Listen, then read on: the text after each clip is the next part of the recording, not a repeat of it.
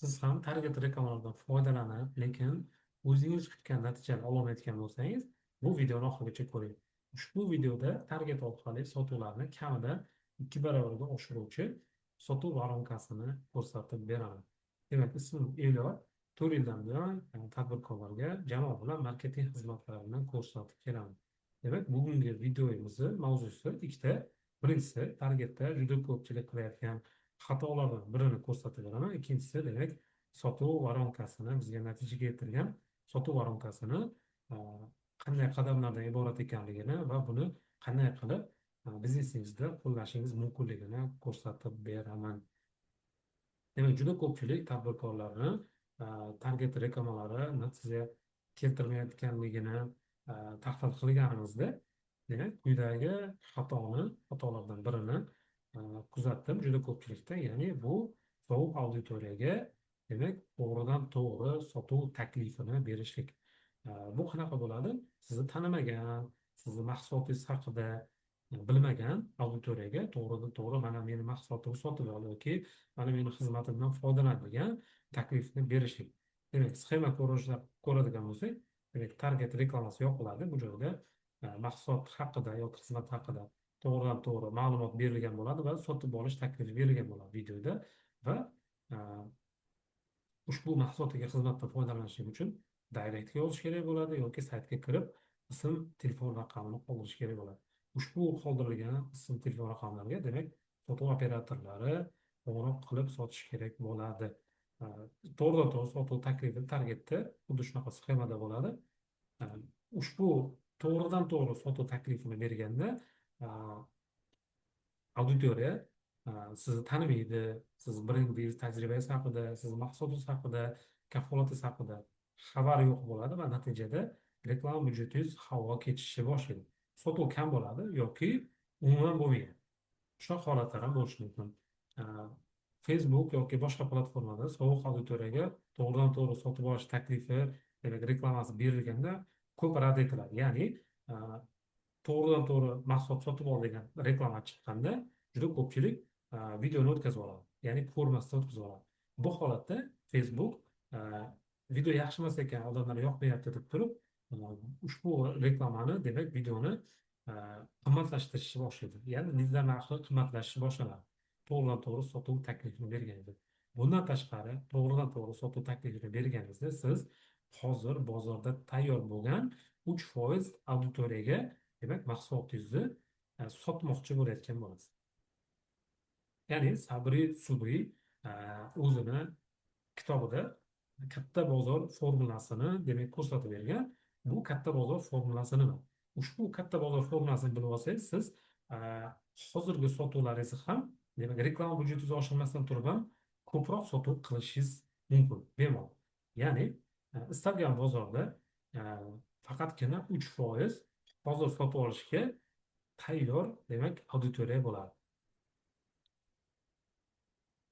Siz reklamangizni o'zida sotishga uringaningizda mana shu 3% odam uchun pul sarflayotgan bo'lasiz. Ya'ni agar sizni konkurentlaringiz ham xuddi shunaqa to'g'ridan to'g'ri sotuv taklifini berayotgan bo'lsa, hamma mana shu bozorda hozir tayyor sotib olishga tayyor bo'lgan 3% uchun, 3% odam uchun konkurensiya qilayotgan bo'ladi.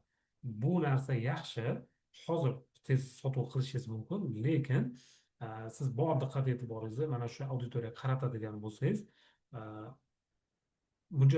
sotuvlaringiz bir tekis bo'lmaydi. Ya'ni bir oyda yaxshi bo'ladi, bir oyda tushib ketishi mumkin. Ko'p energiya sarflaysiz, ya'ni qoldirilgan lidlar, ya'ni ism, telefon raqamlari qoldirilgan mijozlarga ham sotuv operatorlari telefon qilib ko'p ma'lumot beradi, ko'p vaqtini oladi. Shunda ham klient nima deydi, o'ylab ko'raman deyishi mumkin yoki mahsulot qimmat ekan degan e'tirozlar bo'ladi va buning oqibatida ko'p energiya, ko'p mablag' sarflanishiga olib keladi. Xo'p, 3%ni hozir sotib olishga tayyor auditoriya tashkil qilsa, qolgan 97% auditoriya kimlardan iborat? Demak, birinchisi 60% auditoriya o'zida muammosi bor, lekin muammosidan bexabar insonlar tashkil qiladi. 20% o'zini muammosidan xabari bor, lekin kimdan sotib olishlikni hali aniqlamagan bo'ladi. 17% ma'lumot yig'ish bosqichida bo'ladi.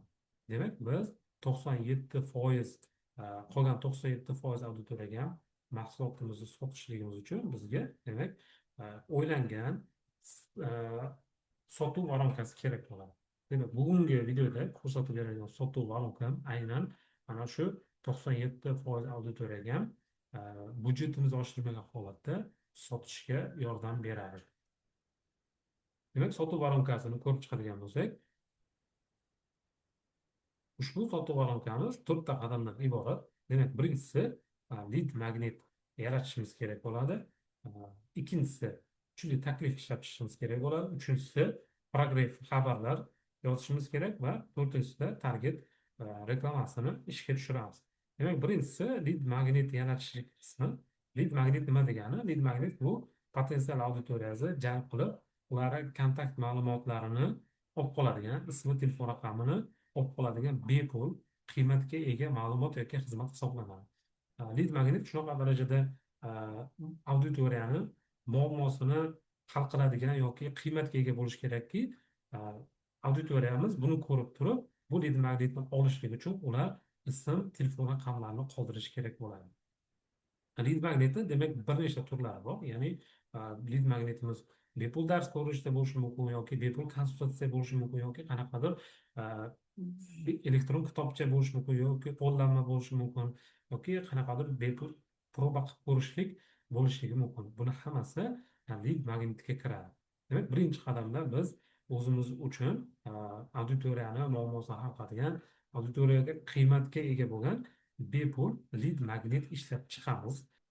Ikkinchi qadamda demak biz kuchli taklif ishlab chiqishimiz kerak. Ya'ni auditoriyamiz konkurentlarimizdan emas, bizdan sotib olishligiga sabab berishimiz kerak. Nima uchun konkurentdan emas, bizdan sotib olish kerak? Aynan shunaqa tortib oladigan o'ziga kuchli taklif ishlab chiqishimiz kerak bo'ladi. Uchinchi qadamda demak progress xabarlarini yozishimiz kerak. Bu progress xabarlari demak mijozimizni muammosini borligini ko'rsatib beradigan, ya'ni muammosi ko'pchilik auditoriya tepada aytdik, o'zini muammosidan xabari yo'q. Muammosini anglattirib, u muammoni demak bizni mahsulotimiz hal qilishligini bildiradigan progress xabarlari ishlab chiqishimiz kerak. To'rtinchi qadamda demak biz target reklamalarini ishga tushiramiz. Demak, buni voronka ko'rinishida, o'sha sxema ko'rinishida ko'rsatadigan bo'lsam, demak, birinchisida biz lead magnet ishlab chiqdik. Ushbu lead magnetni auditoriyamiz olishligi uchun demak video kreativlar olamiz. Ya'ni auditoriya uchun qiymatli demak lead magnet ishlab chiqdik. Ushbu lead magnetni auditoriyamiz qanday qilib olishi kerak? Buning uchun biz targetga video kreativlar olamiz. Ya'ni bu kamida 4 ta bo'lishi kerak. Iloji boricha qancha ko'p bo'lsa, shuncha yaxshi. Leadlarimiz shunchalik arzonga tushadi. Demak, birinchi qadamda lead magnet ishlab chiqdik. Ushbu lead magnet berishlik uchun demak video kreativlar oldik. Endi target bu joyda target reklamalarni ishga tushiramiz va auditoriyamiz lead magnetni olishligi uchun biz auditoriyani bizga obuna bo'lishini so'rashimiz mumkin yoki saytimizga kichkina landing page qilib turib, ushbu landing pageda auditoriyamizni ma'lumotlarini, kontaktlarini demak olib qolamiz. Obuna bo'lgandan so'ng yoki kontakt ma'lumotlarni qoldirgandan so'ng ularni Telegram bot yoki Telegram kanalimizga yuborib, bu joyda demak lead magnetimizni beramiz. Lead magnetni berishimiz bilan ularga demak keyinchalik sotuv taklifini o'sha joyning o'zida sotuv taklifini berishimiz mumkin. Endi yuqoridagi demak an'anaviy sotuv voronkasiga qaraganda bizda auditoriya o'sha bizdan qiymat oldi, ya'ni bepul taklif oldi. Endi bizdan bepul demak bizdan ma'lumot, foydali, qiymatli ma'lumot oldi. Ya'ni endi unga sotuv taklifini berishimiz mumkin. O'sha bizni kimligimizni biladi, bizni mahsulotimizni biladi. Endi unga biz bemalol sotuv taklifini berishimiz mumkin. Mana shu joyda o'zida voronkani shu joygacha ishlatishimiz o'zida yuqoridagi demak 3% auditoriyaga shu joyni o'zigacha o'sha sotuv qilamiz. Endi qolgan 97% auditoriyaga ham sotuv qilishimiz uchun biz demak progress xabarlari yuborishni boshlaymiz. Paragraf xabarlari demak maxsus o'sha chatbotlar orqali yoki SMS rasilka orqali qilishimiz mumkin. Bu xabarlar nimadan iborat bo'ladi? Mahsulot bizni mijozni muammosini anglashga yordam beradigan va ushbu muammosini bizni mahsulotimiz qanday qilib hal qilishiga yordam beradigan, ularni ishontiradigan demak ketma-ket xabarlar bo'ladi. Ushbu xabarlarni yuborganimizdan so'ng yana sotuv takliflarini beramiz. Har bitta xabarni berganimizdan so'ng tagida demak sotuv taklifini beramiz. Har bitta xabardan so'ng bizga yana ketma-ket sotuvlar bo'lishni boshlaydi.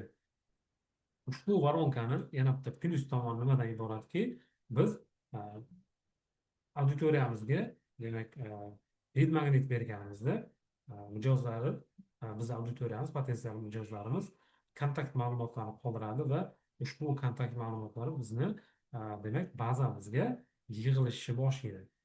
Buni plyus tomoni nimadaki, siz target reklamalariniz o'chganda ham keyinchalik demak ushbu kontakt bazaga har oy sotuv takliflaringizni yuborib turishingiz mumkin va target yoqmagan holingizda ham sotuvlar qilishingiz mumkin bo'ladi. Keyingisi ushbu sotuv varonka shu joyda tugamaydi va yana davom etadi. Buni qanday davom ettiramiz? Videomizni ko'rib lead qoldirmagan yoki lead qoldirmaganlarga demak retarget qilishimiz mumkin. Keyingisi ismi telefon raqamini qoldirgan lekin hali bizdan sotib olmaganlarga yana qayta sotuv reklamalarimizni, ya'ni to'g'ridan to'g'ri sotuv xabarlarimizni berishimiz mumkin, ya'ni uni target orqali retarget qilishimiz mumkin bo'ladi. Bu orqali ham yana ham ko'proq sotuvlar qilamiz. Juda ko'pchilik qiladigan xatolardan biri birinchisi o'sha paragraf xabarlari, ya'ni ketma-ket xabarlar bermaydi, dajim qilmaydi. Keyingisi retarget instrumentidan foydalanmaydi. Ushbu voronkada hamma instrumentlardan foydalanadi va byudjetingizni oshirmagan holatda ko'proq sotuv qilishingizga yordam beradi. Agar sizga ham mana shunaqa tizimli targeting xizmatlari kerak bo'lsa, pastda havla qoldiraman. Ushbu havla orqali bemalol menga murojaat qilishingiz mumkin.